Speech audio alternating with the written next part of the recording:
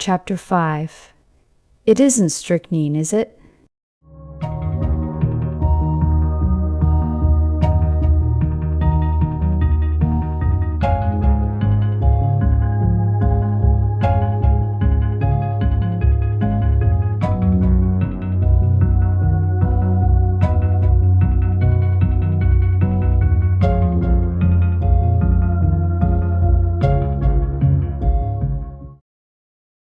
Where did you find this? I asked Poirot in lively curiosity.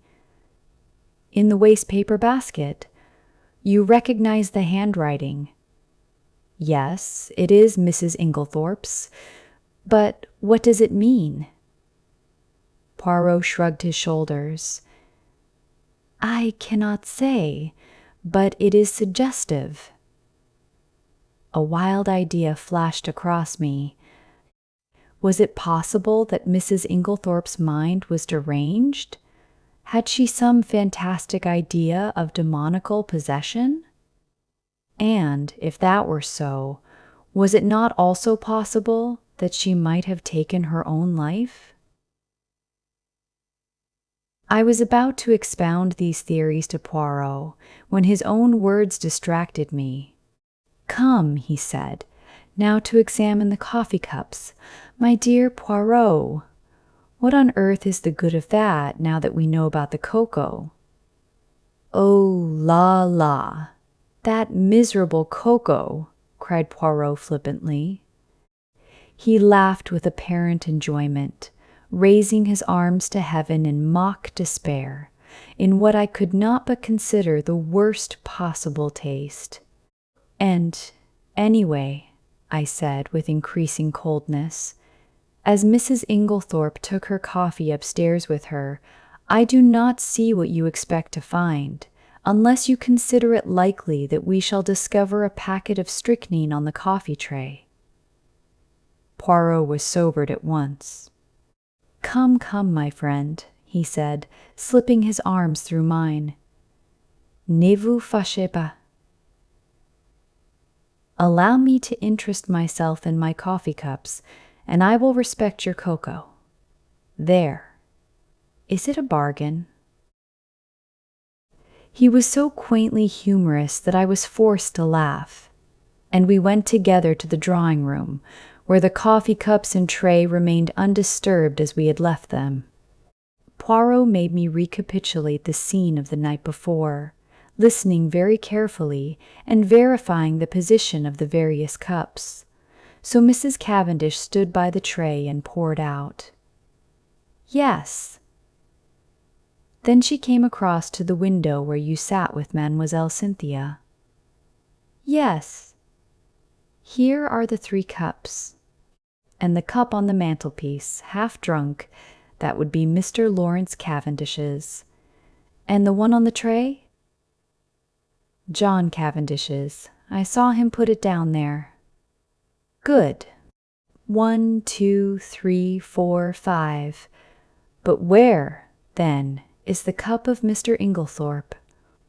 He does not take coffee. Then all are accounted for. One moment, my friend.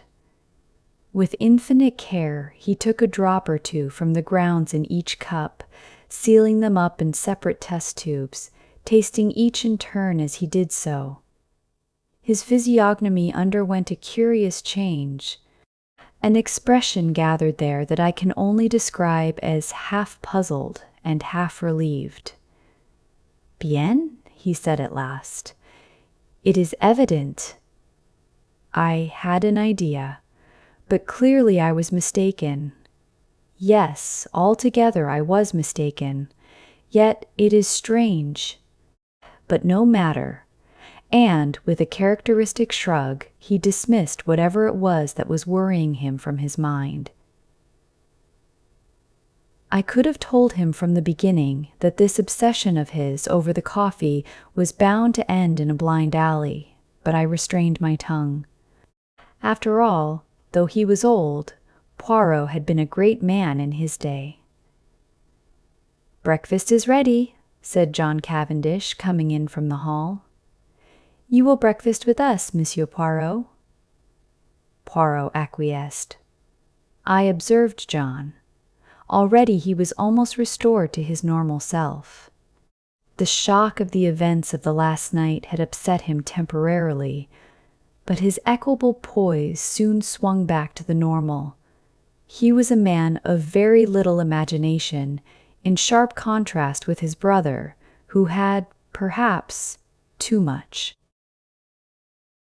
Ever since the early hours of the morning, John had been hard at work, sending telegrams. One of the first had gone to Evelyn Howard writing notices for the papers, and generally occupying himself with the melancholy duties that a death entails. "May I ask how things are proceeding?" he said.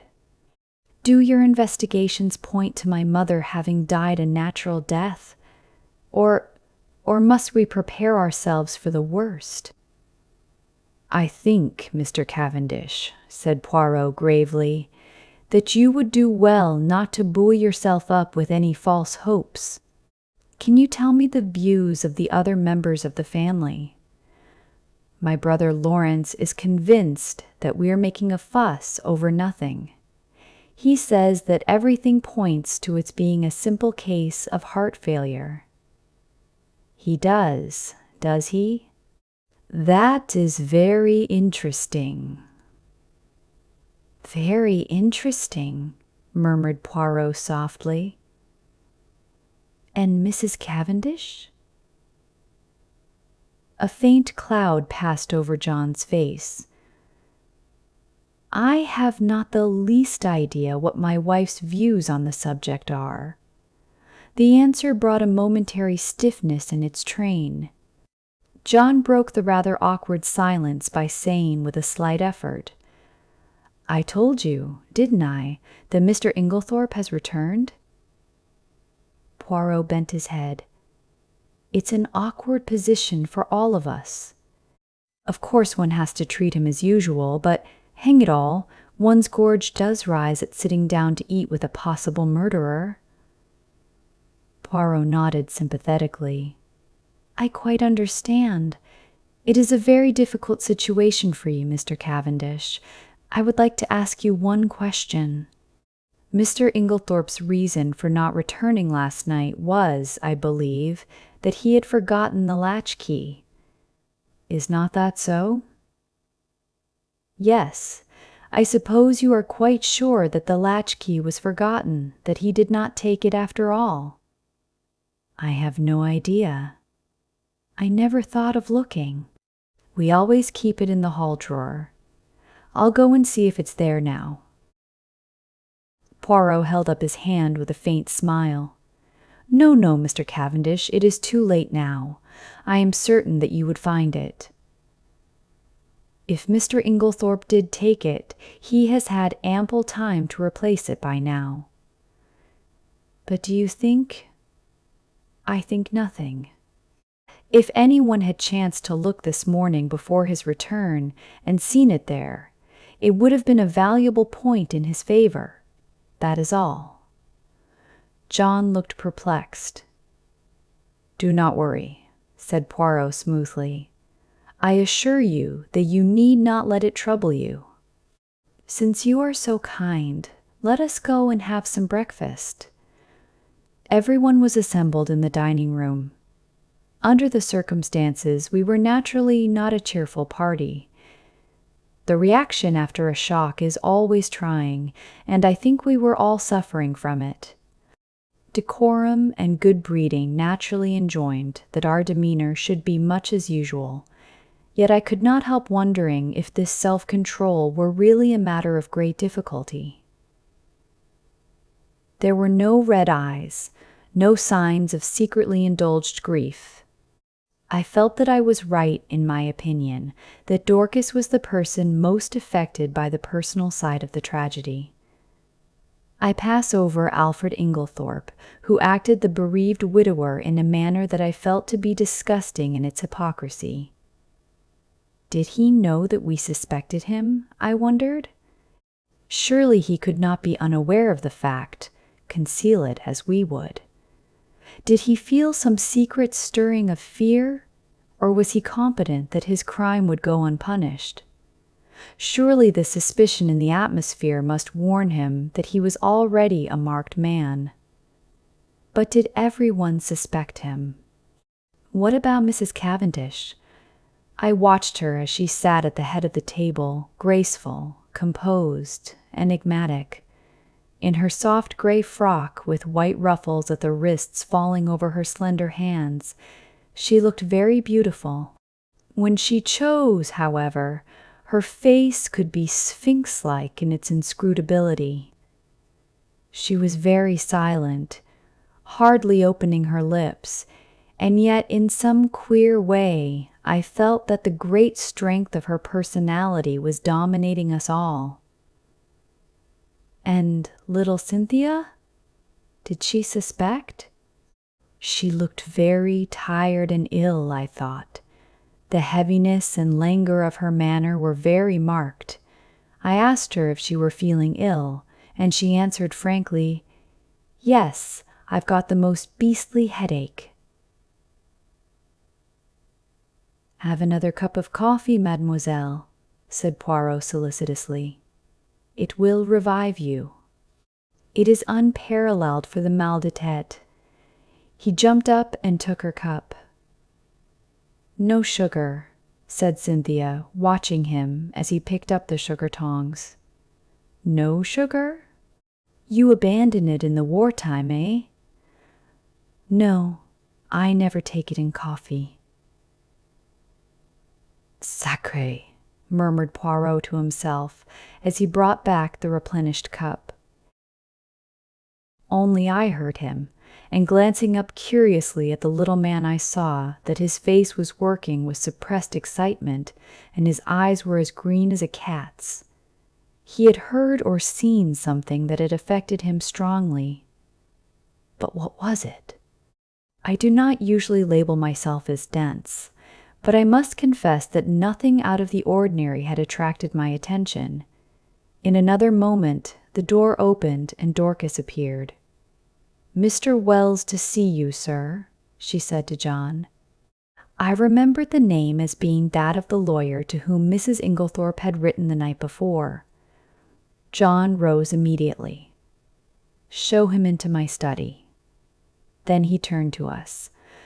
"My mother's lawyer," he explained, and in a lower voice, "he is also coroner. You understand? Perhaps you would like to come with me."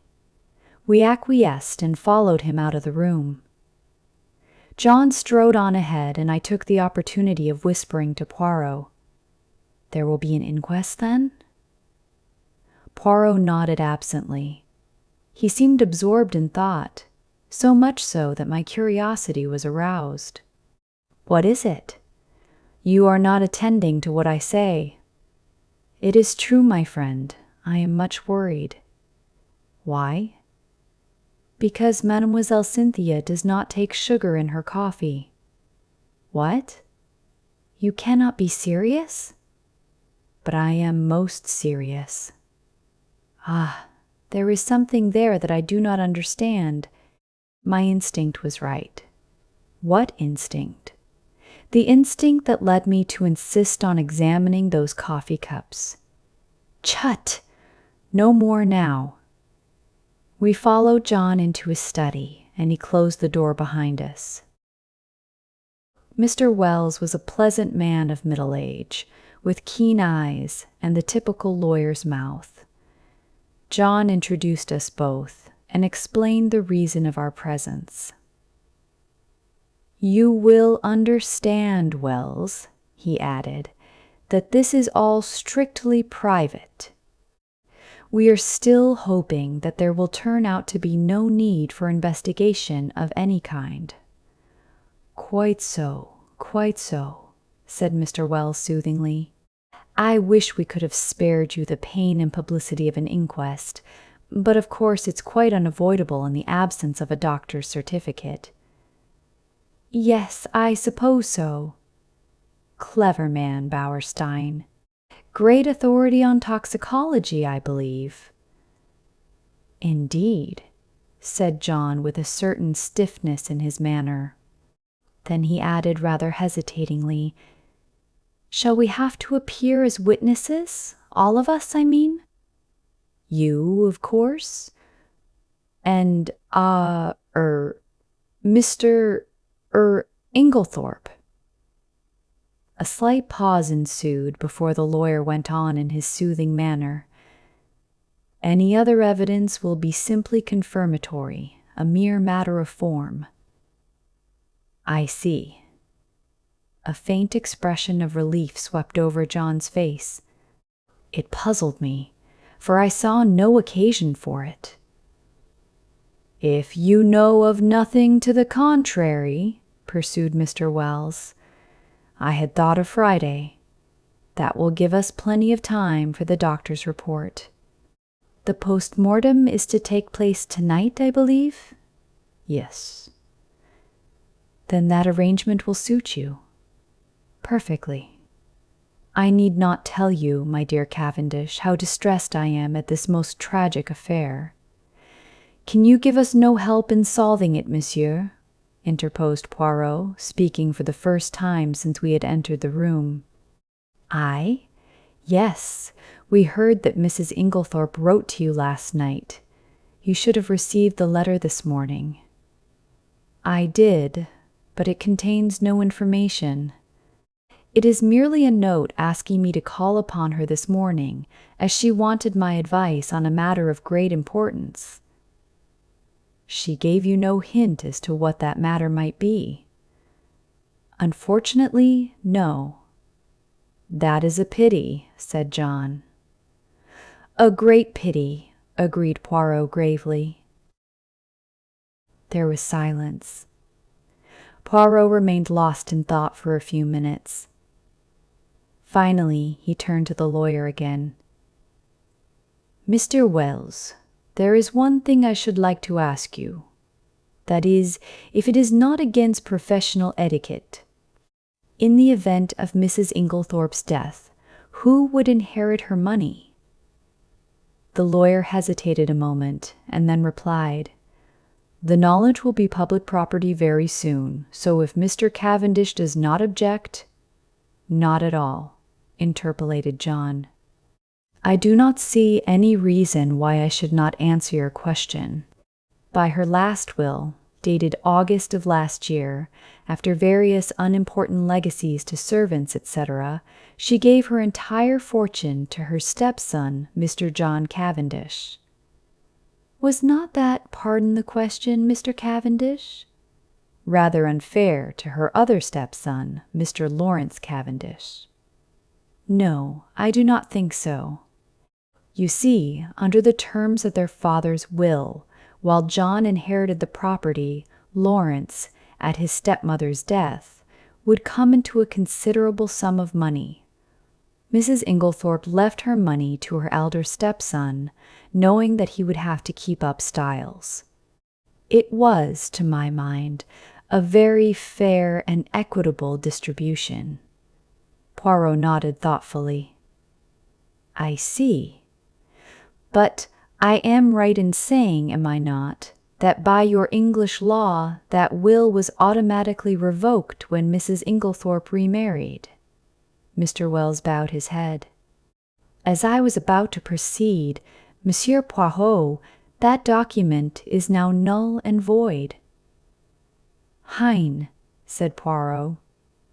He reflected for a moment and then asked, "Was Mrs. Inglethorpe herself aware of that fact?" "I do not know." "She may have been." "She was," said John unexpectedly. "We were discussing the matter of wills being revoked by marriage only yesterday." "Ah, one more question, Mr. Wells. You say her last will. Had Mrs. Inglethorpe, then, made several former wills? On an average, she made a new will at least once a year," said Mr. Wells imperturbably. "She was given to changing her mind as to her testamentary dispositions, now benefiting one, now another member of her family." Suppose, suggested Poirot, that, unknown to you, she had made a new will in favor of someone who was not, in any sense of the word, a member of the family. We will say Miss Howard, for instance. Would you be surprised? Not in the least. Ah! Poirot seemed to have exhausted his questions. I drew close to him, while John and the lawyer were debating the question of going through Mrs. Inglethorpe's papers. Do you think Mrs. Inglethorpe made a will leaving all her money to Miss Howard? I asked in a low voice, with some curiosity. Poirot smiled. No. Then why did you ask? Hush! John Cavendish had turned to Poirot. Will you come with us, Monsieur Poirot? We are going through my mother's papers. Mr. Inglethorpe is quite willing to leave it entirely to Mr. Wells and myself. Which simplifies matters very much, murmured the lawyer. As technically, of course, he was entitled. He did not finish the sentence. We will look through the desk in the boudoir first, explained John, and go up to her bedroom afterwards. She kept her most important papers in a purple dispatch case, which we must look through carefully. Yes, said the lawyer, it is quite possible that there may be a later will than the one in my possession. There is a later will. It was Poirot who spoke. What? John and the lawyer looked at him startled. Or, rather, pursued my friend imperturbably, there was one. What do you mean, there was one? Where is it now? Burnt? Burnt? Yes. See here. He took out the charred fragment we had found in the grate in Mrs. Inglethorpe's room and handed it to the lawyer with a brief explanation of when and where he had found it. But possibly this is an old will? I do not think so. In fact, I am almost certain that it was made no earlier than yesterday afternoon. What? Impossible! Broke simultaneously from both men. Poirot turned to John.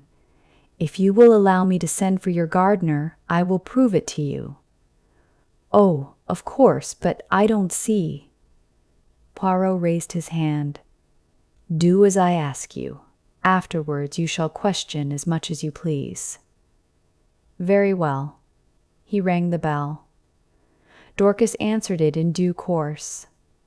Dorcas, will you tell Manning to come round and speak to me here? Yes, sir. Dorcas withdrew. We waited in a tense silence. Poirot alone seemed perfectly at his ease, and dusted a forgotten corner of the bookcase. The clumping of hobnailed boots on the gravel outside proclaimed the approach of Manning. John looked questioningly at Poirot.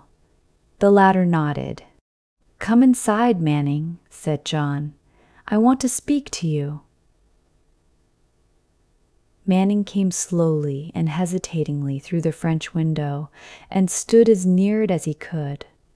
He held his cap in his hands, twisting it very carefully round and round. His back was much bent, though he was probably not as old as he looked, but his eyes were sharp and intelligent and belied his slow and rather cautious speech. Manning, said John, this gentleman will put some questions to you which I want you to answer. Yes, sir, mumbled Manning.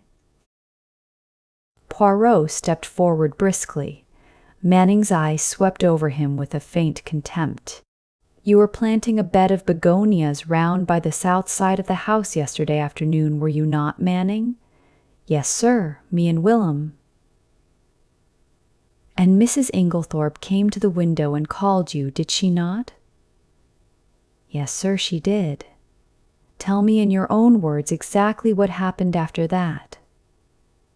Well, sir, nothing much. She just told Willem to go on his bicycle down to the village, and bring back a form of will or such, like, I don't know what exactly. She wrote it down for him. Well? Well, he did, sir. And what happened next? We went on with the begonias, sir. Did not Mrs. Inglethorpe call you again? Yes, sir, both me and Willem she called. And then? She made us come right in and sign our names at the bottom of a long paper under where she'd signed. Did you see anything of what was written above her signature? Asked Poirot sharply. No, sir, there was a bit of blotting paper over that part. And you signed where she told you? Yes, sir, first me and then Willem. What did she do with it afterwards? Well, sir, she slipped it into a long envelope and put it inside a sort of purple box that was standing on the desk. What time was it when she first called you? About 4, I should say, sir. Not earlier. Couldn't it have been about 3:30? No, I shouldn't say so, sir. It would be more likely to be a bit after 4, not before it. Thank you, Manning, that will do, said Poirot pleasantly. The gardener glanced at his master, who nodded, whereupon Manning lifted a finger to his forehead with a low mumble and backed cautiously out of the window. We all looked at each other. Good heavens, murmured John. What an extraordinary coincidence! How? A coincidence that my mother should have made a will on the very day of her death. Mr. Wells cleared his throat and remarked dryly, Are you so sure it is a coincidence, Cavendish? What do you mean? Your mother, you tell me, had a violent quarrel with someone yesterday afternoon. What do you mean? Cried John again. There was a tremor in his voice, and he had gone very pale. In consequence of that quarrel, your mother very suddenly and hurriedly makes a new will. The contents of that will we shall never know. She told no one of its provisions. This morning, no doubt, she would have consulted me on the subject, but she had no chance.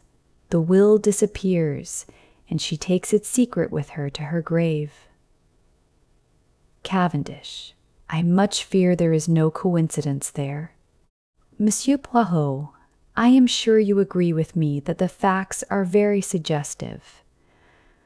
Suggestive or not, interrupted John, we are most grateful to Monsieur Poirot for elucidating the matter, but for him we should never have known of this will.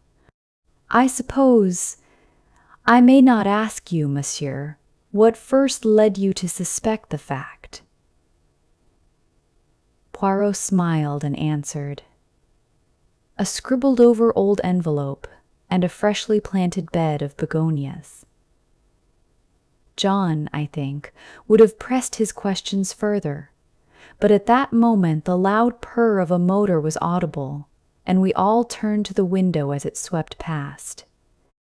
Evie, cried John, excuse me, Wells. He went hurriedly out into the hall. Poirot looked inquiringly at me. Miss Howard, I explained. Ah, I am glad she has come. There is a woman with a head and a heart too, Hastings. Though the good God gave her no beauty, I followed John's example and went out into the hall, where Miss Howard was endeavoring to extricate herself from the voluminous mass of veils that enveloped her head. As her eyes fell on me, a sudden pang of guilt shot through me. This was the woman who had warned me so earnestly, and to whose warning I had, alas, paid no heed. How soon and how contemptuously I had dismissed it from my mind. Now that she had been proved justified in so tragic a manner, I felt ashamed. She had known Alfred Inglethorpe only too well. I wondered whether, if she had remained at Styles, the tragedy would have taken place, or would the man have feared her watchful eyes? I was relieved when she shook me by the hand, with her well-remembered painful grip. The eyes that met mine were sad, but not reproachful. That she had been crying bitterly, I could tell by the redness of her eyelids, but her manner was unchanged from its old gruffness. Started the moment I got the wire. Just come off night duty. Hired car. Quickest way to get here. Have you had anything to eat this morning, Evie? Asked John. No. I thought not. Come along, breakfast's not cleared away yet, and they'll make you some fresh tea. He turned to me. Look after her, Hastings, will you? Wells is waiting for me. Oh, here's Monsieur Poirot. He's helping us, you know, Evie. Miss Howard shook hands with Poirot, but glanced suspiciously over her shoulder at John. What do you mean, helping us? Helping us to investigate. Nothing to investigate. Have they taken him to prison yet? Taken who to prison? Who? Alfred Inglethorpe, of course. My dear Evie, do be careful. Lawrence is of the opinion that my mother died from heart seizure. More fool, Lawrence, retorted Miss Howard. Of course Alfred Inglethorpe murdered poor Emily, as I always told you he would. My dear Evie, don't shout so. Whatever we may think or suspect, it is better to say as little as possible for the present. The inquest isn't until Friday. Not until fiddlesticks. The snort Miss Howard gave was truly magnificent. You're all off your heads. The man will be out of the country by then. If he's any sense, he won't stay here tamely and wait to be hanged. John Cavendish looked at her helplessly. I know what it is, she accused him. You've been listening to the doctors. Never should. What do they know? Nothing at all, or just enough to make them dangerous. I ought to know. My own father was a doctor. That little Wilkins is about the greatest fool that even I have ever seen. Heart seizure, sort of thing, he would say. Anyone with any sense could see at once that her husband had poisoned her. I always said he'd murder her in her bed, poor soul. Now he's done it. And all you can do is to murmur silly things about heart seizure and inquest on Friday. You ought to be ashamed of yourself, John Cavendish. What do you want me to do? Asked John, unable to help a faint smile. Dash it all, Evie. I can't haul him down to the local police station by the scruff of his neck. Well, you might do something. Find out how he did it. He's a crafty beggar. Dare say he soaped fly papers. Ask cook if she's missed any. It occurred to me very forcibly at that moment that to harbor Miss Howard and Alfred Inglethorpe under the same roof and keep the peace between them was likely to prove a Herculean task, and I did not envy John. I could see by the expression of his face that he fully appreciated the difficulty of the position. For the moment he sought refuge in retreat and left the room precipitately. Dorcas brought in fresh tea. As she left the room, Poirot came over from the window where he had been standing and sat down facing Miss Howard. Mademoiselle, he said gravely, I want to ask you something. Ask away, said the lady, eyeing him with some disfavor.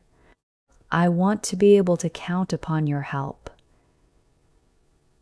I'll help you to hang Alfred with pleasure, she replied gruffly. Hanging's too good for him. Ought to be drawn and quartered, like in good old times. We are at one then, said Poirot, for I too want to hang the criminal. Alfred Inglethorpe. Him or another. No question of another. Poor Emily was never murdered until he came along. I don't say she wasn't surrounded by sharks. She was. But it was only her purse they were after. Her life was safe enough. But along comes Mr. Alfred Inglethorpe, and within 2 months, hey presto.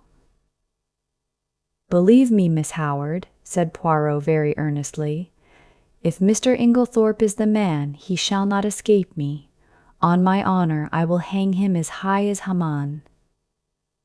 That's better, said Miss Howard more enthusiastically. But I must ask you to trust me. Now your help may be very valuable to me. I will tell you why. Because in all this house of mourning, yours are the only eyes that have wept. Miss Howard blinked, and a new note crept into the gruffness of her voice. If you mean that I was fond of her. Yes, I was. You know, Emily was a selfish old woman in her way. She was very generous, but she always wanted a return. She never let people forget what she had done for them. And that way she missed love. Don't think she ever realized it, though, or felt the lack of it. Hope not, anyway. I was on a different footing. I took my stand from the first. So many pounds a year I'm worth to you. Well and good. But not a penny piece besides, not a pair of gloves, nor a theater ticket. She didn't understand, was very offended sometimes, said I was foolishly proud. It wasn't that, but I couldn't explain. Anyway, I kept my self-respect. And so, out of the whole bunch, I was the only one who could allow myself to be fond of her.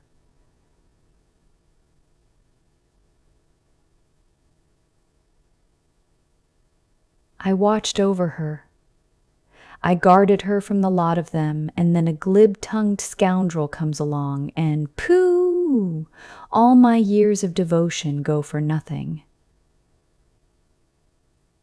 Poirot nodded sympathetically.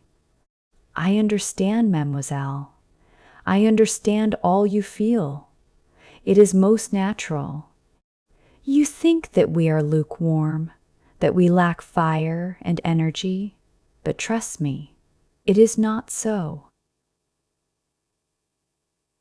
John stuck his head in at this juncture and invited us both to come up to Mrs. Inglethorpe's room, as he and Mr. Wells had finished looking through the desk in the boudoir. As we went up the stairs, John looked back to the dining-room door and lowered his voice confidentially. Look here, what's going to happen when these two meet? I shook my head helplessly. I've told Mary to keep them apart if she can. Will she be able to do so? The Lord only knows. There's one thing, Inglethorpe himself won't be too keen on meeting her. You've got the key still, haven't you, Poirot? I asked, as we reached the door of the locked room. Taking the keys from Poirot, John unlocked it, and we all passed in. The lawyer went straight to the desk, and John followed him. My mother kept most of her important papers in this dispatch case, I believe, he said. Poirot drew out the small bunch of keys. Permit me. I locked it, out of precaution, this morning. But it's not locked now. Impossible. See. And John lifted the lid as he spoke. Miles tonnerres! Cried Poirot, dumbfounded. And I, who have both the keys in my pocket. He flung himself upon the case. Suddenly he stiffened. Et voilà, une affaire. This lock has been forced. What? Poirot laid down the case again. But who forced it? Why should they? When? But the door was locked? These exclamations burst from us disjointedly. Poirot answered them categorically, almost mechanically. Who? That is the question. Why? Ah, if I only knew. When? Since I was here an hour ago. As to the door being locked, it is a very ordinary lock. Probably any other of the door keys in this passage would fit it. We stared at one another blankly. Poirot had walked over to the mantelpiece. He was outwardly calm, but I noticed his hands, which from long force of habit were mechanically straightening the spill vases on the mantelpiece, were shaking violently. "See here. It was like this," he said at last. "There was something in that case, some piece of evidence, slight in itself perhaps, but still enough of a clue to connect the murderer with the crime. It was vital to him that it should be destroyed before it was discovered, and its significance appreciated. Therefore, he took the risk, the great risk, of coming in here. Finding the case locked, he was obliged to force it, thus betraying his presence. For him to take that risk, it must have been something of great importance. But what was it?" "Ah!" cried Poirot with a gesture of anger. "That I do not know. A document of some kind, without doubt, possibly the scrap of paper Dorcas saw in her hand yesterday afternoon. And I—" His anger burst forth freely. "Miserable animal that I am! I guessed nothing. I have behaved like an imbecile. I should never have left that case here. I should have carried it away with me. Ah, triple pig! And now it is gone. It is destroyed. But is it destroyed? Is there not yet a chance? We must leave no stone unturned." He rushed like a madman from the room, and I followed him as soon as I had sufficiently recovered my wits. But by the time I had reached the top of the stairs, he was out of sight. Mary Cavendish was standing where the staircase branched, staring down into the hall in the direction in which he had disappeared. "What has happened to your extraordinary little friend, Mr. Hastings?" "He has just rushed past me like a mad bull." "He's rather upset about something," I remarked feebly. I really did not know how much Poirot would wish me to disclose. As I saw a faint smile gather on Mrs. Cavendish's expressive mouth, I endeavored to try and turn the conversation by saying, "They haven't met yet, have they?" "Who?" "Mr. Inglethorpe and Miss Howard." She looked at me in rather a disconcerting manner. "Do you think it would be such a disaster if they did meet?" "Well, don't you?" I said, rather taken aback. "No." She was smiling in her quiet way. "I should like to see a good flare-up. It would clear the air. At present, we are all thinking so much and saying so little." "John doesn't think so," I remarked. "He's anxious to keep them apart." "Oh, John." Something in her tone fired me, and I blurted out, "Old John's an awfully good sort." She studied me curiously for a minute or two, and then said, to my great surprise, "You are loyal to your friend. I like you for that. Aren't you my friend too?" "I am a very bad friend." "Why do you say that?" "Because it is true.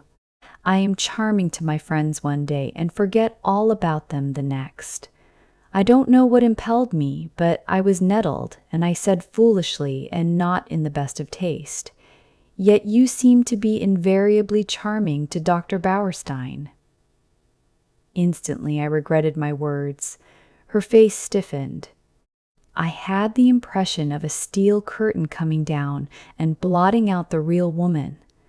Without a word, she turned and went swiftly up the stairs, whilst I stood like an idiot gaping after her. I was recalled to other matters by a frightful row going on below. I could hear Poirot shouting and expounding. I was vexed to think that my diplomacy had been in vain. The little man appeared to be taking the whole house into his confidence, a proceeding of which I, for one, doubted the wisdom. Once again, I could not help regretting that my friend was so prone to lose his head in moments of excitement. I stepped briskly down the stairs. The sight of me calmed Poirot almost immediately. I drew him aside. "My dear fellow," I said, "is this wise? Surely you don't want the whole house to know of this occurrence? You are actually playing into the criminal's hands." "You think so, Hastings?" "I am sure of it." "Well, well, my friend, I will be guided by you." "Good. Although, unfortunately, it is a little too late now." "Sure." He looked so crestfallen and abashed that I felt quite sorry, though I still thought my rebuke a just and wise one. "Well," he said at last, "let us go, mon ami." "You have finished here?" "For the moment, yes." "You will walk back with me to the village?" "Willingly." He picked up his little suitcase, and we went out through the open window in the drawing-room. Cynthia Murdoch was just coming in, and Poirot stood aside to let her pass. "Excuse me, mademoiselle, 1 minute." "Yes?" She turned inquiringly. "Did you ever make up Mrs. Inglethorpe's medicines?" A slight flush rose in her face as she answered rather constrainedly, "No." "Only her powders?" The flush deepened as Cynthia replied, "Oh, yes, I did make up some sleeping powders for her once." "These?" Poirot produced the empty box which had contained powders. She nodded. "Can you tell me what they were?" "Sulfonal? Veronal?" "No, they were bromide powders." "Ah. Thank you, mademoiselle. Good morning." As we walked briskly away from the house, I glanced at him more than once. I had often before noticed that, if anything excited him, his eyes turned green like a cat's. They were shining like emeralds now. "My friend," he broke out at last, "I have a little idea, a very strange and probably utterly impossible idea. And yet, it fits in." I shrugged my shoulders. I privately thought that Poirot was rather too much given to these fantastic ideas. In this case, surely, the truth was only too plain and apparent. "So that is the explanation of the blank label on the box," I remarked. "Very simple, as you said. I really wonder that I did not think of it myself." Poirot did not appear to be listening to me. "They have made one more discovery, là-bas," he observed, jerking his thumb over his shoulder in the direction of Styles. "Mr. Wells told me as we were going upstairs." "What was it?" Locked up in the desk in the boudoir, they found a will of Mrs. Inglethorpe's, dated before her marriage, leaving her fortune to Alfred Inglethorpe. It must have been made just at the time they were engaged. It came quite as a surprise to Wells and to John Cavendish also. It was written on one of those printed will forms and witnessed by 2 of the servants, not Dorcas. "Did Mr. Inglethorpe know of it?" "He says not." "One might take that with a grain of salt," I remarked skeptically. "All these wills are very confusing. Tell me, how did those scribbled words on the envelope help you to discover that a will was made yesterday afternoon?" Poirot smiled. "Mon ami, have you ever, when writing a letter, been arrested by the fact that you did not know how to spell a certain word? Yes, often. I suppose everyone has. Exactly. And have you not, in such a case, tried the word once or twice on the edge of the blotting paper or a spare scrap of paper to see if it looked right? Well, that is what Mrs. Inglethorpe did. You will notice that the word possessed is spelt first with ones and subsequently with two, correctly. To make sure, she had further tried it in a sentence, thus, I am possessed. Now, what did that tell me? It told me that Mrs. Inglethorpe had been writing the word possessed that afternoon, and, having the fragment of paper found in the grate fresh in my mind, the possibility of a will, a document almost certain to contain that word, occurred to me at once.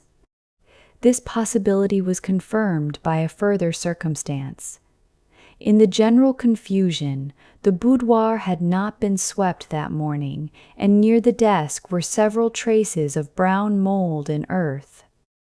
The weather had been perfectly fine for some days, and no ordinary boots would have left such a heavy deposit. I strolled to the window and saw at once that the begonia beds had been newly planted. The mold in the beds was exactly similar to that on the floor of the boudoir, and also I learned from you that they had been planted yesterday afternoon. I was now sure that one, or possibly both of the gardeners, for there were 2 sets of footprints in the bed, had entered the boudoir. For if Mrs. Inglethorpe had merely wished to speak to them, she would in all probability have stood at the window, and they would not have come into the room at all. I was now quite convinced that she had made a fresh will, and had called the 2 gardeners in to witness her signature. Events proved that I was right in my supposition. That was very ingenious, I could not help admitting.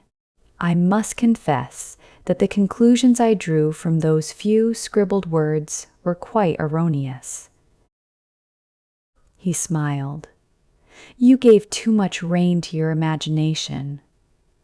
Imagination is a good servant and a bad master. The simplest explanation is always the most likely. Another point. How did you know that the key of the dispatch case had been lost? I did not know it. It was a guess that turned out to be correct. You observed that it had a piece of twisted wire through the handle. That suggested to me at once that it had possibly been wrenched off a flimsy key ring.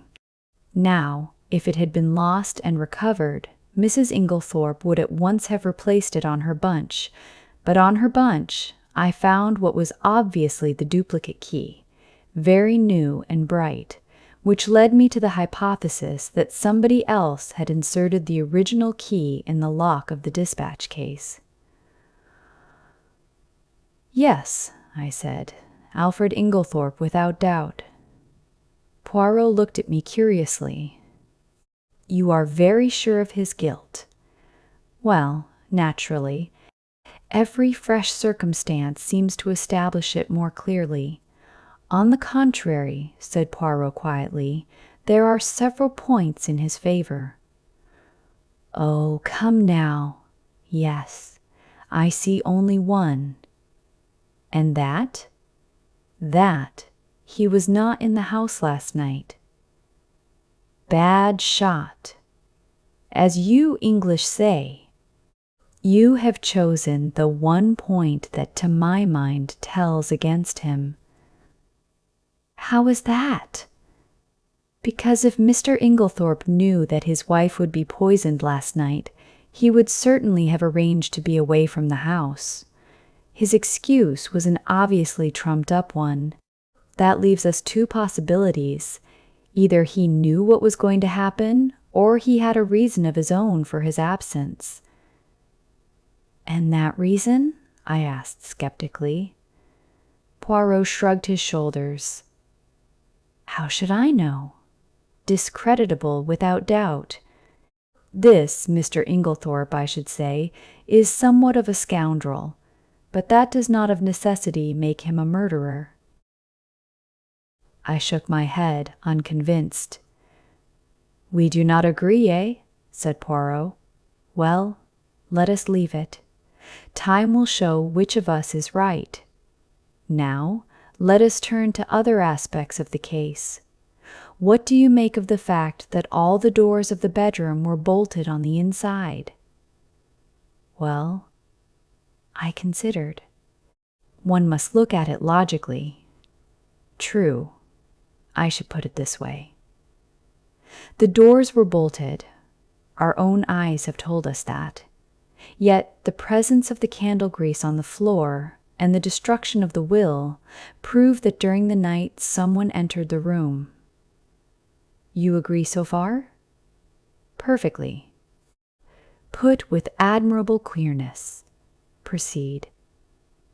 Well, I said, encouraged, as the person who entered did not do so by the window, nor by miraculous means, it follows that the door must have been opened from inside by Mrs. Inglethorpe herself. That strengthens the conviction that the person in question was her husband. She would naturally open the door to her own husband. Poirot shook his head. Why should she? She had bolted the door leading into his room, a most unusual proceeding on her part. She had had a most violent quarrel with him that very afternoon. No, he was the last person she would admit. But you agree with me that the door must have been opened by Mrs. Inglethorpe herself? There is another possibility. She may have forgotten to bolt the door into the passage when she went to bed, and have got up later, towards morning, and bolted it then. Poirot, is that seriously your opinion? No, I do not say it is so, but it might be. Now, to turn to another feature, what do you make of the scrap of conversation you overheard between Mrs. Cavendish and her mother-in-law? I had forgotten that, I said thoughtfully. That is as enigmatical as ever.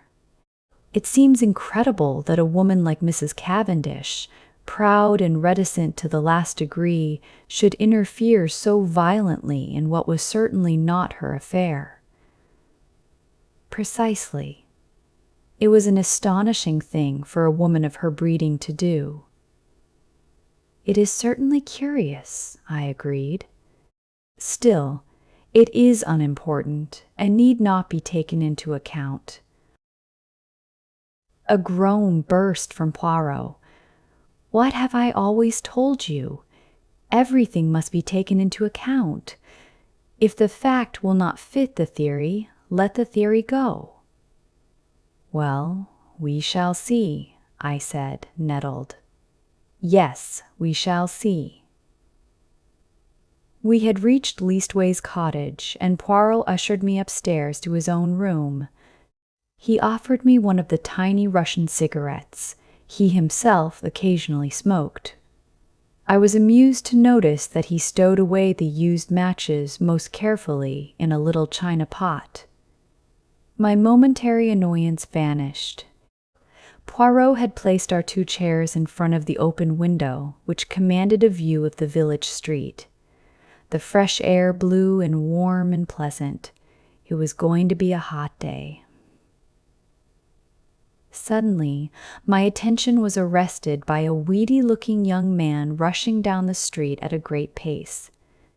It was the expression on his face that was extraordinary, a curious mingling of terror and agitation. Look, Poirot, I said. He leant forward. Tiens, he said. It is Mr. Mace, from the chemist's shop. He is coming here. The young man came to a halt before Leastways Cottage, and, after hesitating a moment, pounded vigorously at the door. A little minute, cried Poirot from the window. I come. Motioning to me to follow him, he ran swiftly down the stairs and opened the door. Mr. Mace began at once. "Oh, Mr. Poirot, I'm sorry for the inconvenience, but I heard that you'd just come back from the hall?" "Yes, we have." The young man moistened his dry lips. His face was working curiously. "It's all over the village about old Mrs. Inglethorpe dying so suddenly." "They do say," he lowered his voice cautiously, "that it's poison?" Poirot's face remained quite impassive. "Only the doctors can tell us that, Mr. Mace." "Yes, exactly, of course." The young man hesitated, and then his agitation was too much for him. He clutched Poirot by the arm and sank his voice to a whisper. "Just tell me this, Mr. Poirot. It isn't strychnine, is it?" I hardly heard what Poirot replied. Something evidently of a non-committal nature. The young man departed, and as he closed the door, Poirot's eyes met mine. "Yes," he said, nodding gravely. "He will have evidence to give at the inquest." We went slowly upstairs again. I was opening my lips when Poirot stopped me with a gesture of his hand. Not now, mon ami. I have need of reflection. My mind is in some disorder, which is not well." For about 10 minutes he sat in dead silence, perfectly still, except for several expressive motions of his eyebrows, and all the time his eyes grew steadily greener. At last he heaved a deep sigh. "It is well." The bad moment has passed. Now all is arranged and classified. One must never permit confusion. The case is not clear yet. No, for it is of the most complicated. It puzzles me, Hercule Poirot. There are 2 facts of significance. And what are they? The first is the state of the weather yesterday. That is very important. "But it was a glorious day," I interrupted. "Poirot, you're pulling my leg." "Not at all." The thermometer registered 80 degrees in the shade. Do not forget that, my friend. It is the key to the whole riddle. "And the second point?" I asked. "The important fact that Monsieur Inglethorpe wears very peculiar clothes, has a black beard, and uses glasses." "Poirot, I cannot believe you are serious." "I am absolutely serious, my friend." "But this is childish." "No, it is very momentous." "And supposing the coroner's jury returns a verdict of willful murder against Alfred Inglethorpe, what becomes of your theories then?" "They would not be shaken because 12 stupid men had happened to make a mistake. But that will not occur. For one thing, a country jury is not anxious to take responsibility upon itself, and Mr. Inglethorpe stands practically in the position of local squire. Also," he added placidly, "I should not allow it." "You would not allow it." "No." I looked at the extraordinary little man, divided between annoyance and amusement. He was so tremendously sure of himself. As though he read my thoughts, he nodded gently. "Oh, yes, mon ami, I would do what I say." He got up and laid his hand on my shoulder. His physiognomy underwent a complete change. Tears came into his eyes. "In all this, you see, I think of that poor Mrs. Inglethorpe who is dead. She was not extravagantly loved, no, but she was very good to us.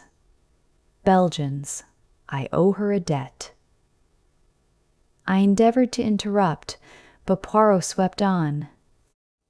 "Let me tell you this, Hastings. She would never forgive me if I let Alfred Inglethorpe, her husband, be arrested now, when a word from me could save him.